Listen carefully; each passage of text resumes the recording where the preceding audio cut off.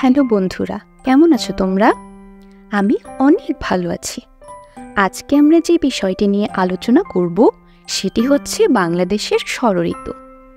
বাংলাদেশে ৬টি ঋতু রয়েছে: গ্রীষ্ম, বর্ষা, শরৎ, হেমন্ত, শীত এবং বসন্ত।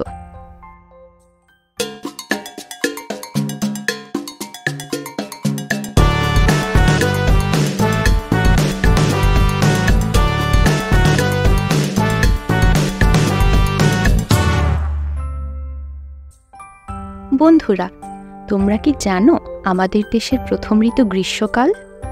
বৈশাখ আর জ্যৈষ্ঠ এই ২ মাস মিলিয়ে হয় গ্রীষ্মকাল। এই সময় সূর্যের তাপে আবহাওয়া অনেক গরম থাকে।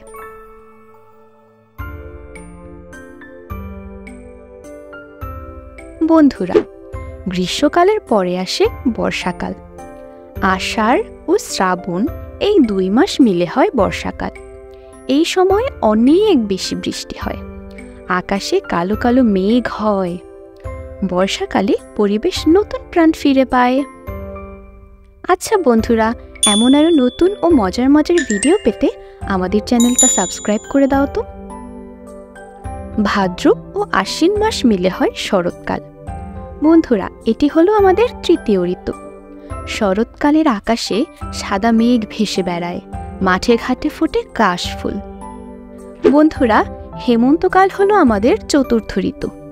কার্তিক ও অগ্রহায়ণ মাস মিলে হয় হেমন্ত। এই সময় কৃষকরা ধান কাটায় ব্যস্ত থাকে। তোমরা কি জানো এই সময় নতুন ধান দিয়ে নবান্ন খাওয়া হয়? এরপরে আসে শীতকাল। শীতকালে গাছের সব পাতা ঝরে যায়। পৌষ ও মাঘ এই ২ মাস মিলে হয় শীতকাল। বন্ধুরা, শীতকাল কিন্তু আমার অনেক পছন্দ। এই সময় খেজুরের রস দিয়ে পিঠা পায়েস তৈরি করা হয়। এছাড়াও এই সময় কিন্তু বনভোজনও হয়। ষড়ঋতুর শেষ ঋতু হল বসন্তকাল। ফাল্গুন ও চৈত্র মাস মিলে হয় বসন্তকাল। এই সময় গাছে গাছে ফোটে ফুল, পাখিরা গায় গান, গাছে নতুন পাতাও গজায়। বন্ধুরা, তোমরা কি জানো বসন্তকাল কিন্তু ঋতুরাজ বসন্ত নামে পরিচিত?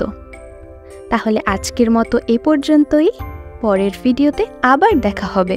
ততদিন ভালো থেকো। ধন্যবাদ।